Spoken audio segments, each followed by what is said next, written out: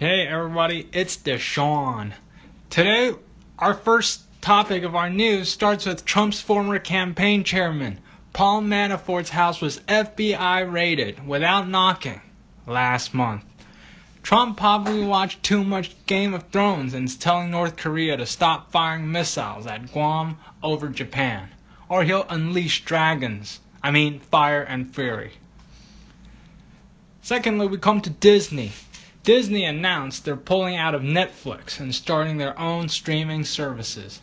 They're planning 2 channels of streaming, one for sports based on their ESPN sports channel, and the other for family, classic Disney, and your Austin and Ally, Liv and Maddie, and Hotel Transylvania jargon. That is so Raven.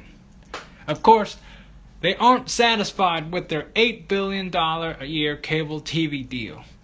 The saying goes, money isn't important. The more, the better. We see the trend where in stable markets, channels are crumbling.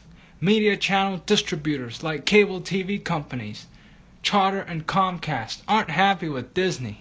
If I were them, I'd wonder whether you give us the best shows.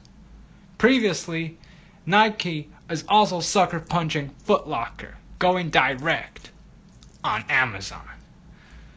On another note, Netflix in weak retaliation buys Mike Miller's Miller World, creator of Kick-Ass and Kingsman, and a 2009 film Wanted, starring James McAvoy, Angelina Jolie, and Morgan Freeman, with bullets better than The Matrix, going full circle.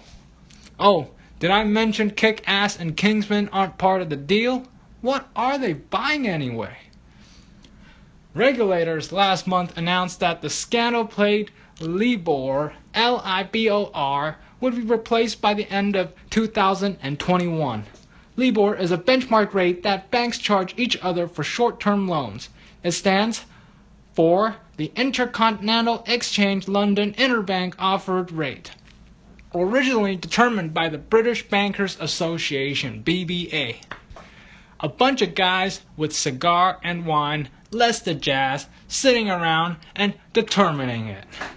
After 2004, it's now determined by the Intercontinental Exchange Benchmark Administration, IBA-ICE. ICE. Another bunch of bankers sitting around determining the Libor rate. Hey Chad, how much would you charge me to borrow $10 billion? Well, Sonia. No, that's not a girl's name. It's Sterling Overnight Index Average. Would be replacing Libor soon. However, we'd all be wait and see.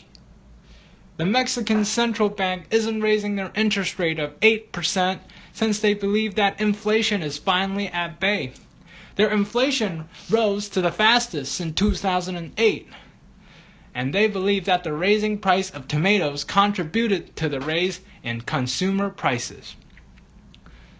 It seems like the battle for electric vehicles, EV, is getting up a notch. The top 4 runners in the North American market are Chevy Bolt, not Volt, which was the old one, Tesla's Model 3, and the Nissan Leaf 2.0. The new Bolt has 18 miles more than the Tesla Model 3 range.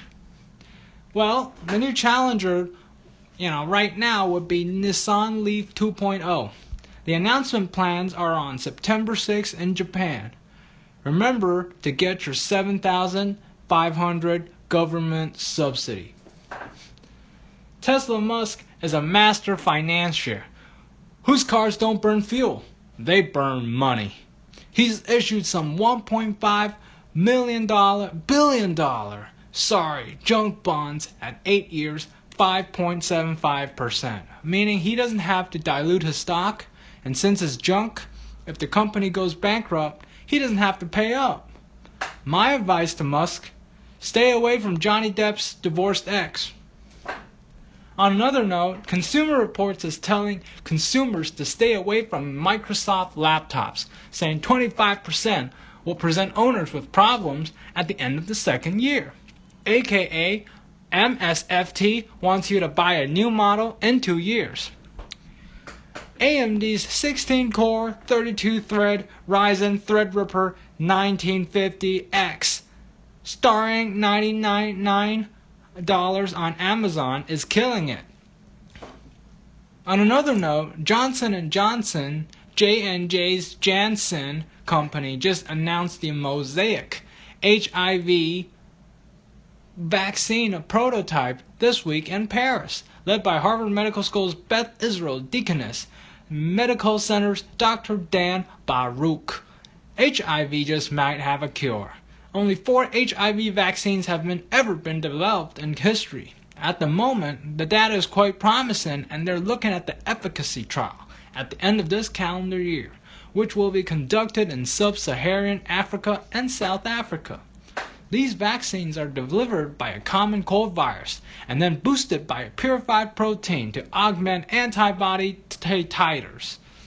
The vaccine provided 66% protection in rhesus monkeys, and in the 2A clinical study of 393 participants in the U.S., East Africa, South Africa, and Thailand, induced robust immune responses in human volunteers and 100% vaccine recipients developing antibody responses.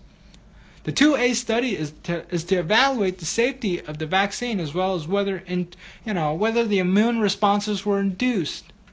A phase 2B study is to look at the efficacy of the vaccine, whether or not it actually prevents HIV infection in humans, taking around 3 years. Of course, the widespread use of this vaccine could take a few years.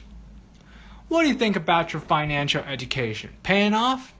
Well, if you're in California, Florida, and Texas, and you own a gas station, you might beware. It seems like remodeling your SUV with gas tanks instead of bass speakers are the thing on the streets. Gangs, instead of trafficking drugs and prostitution, now steal credit card information from gas stations and stealing a few $100 off the credit cards so the Fed doesn't deal with small crime. They send in their SUVs and trucks remodeled with tanks and fill them up, then sell up to unscrupulous buyers and making more than $1,000 a day.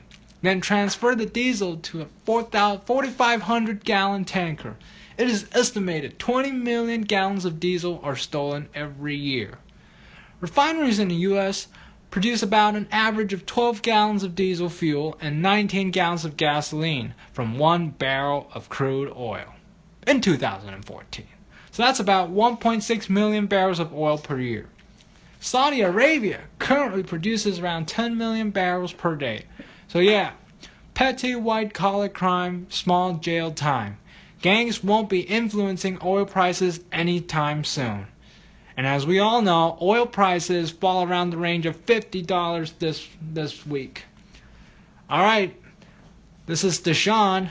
Peace.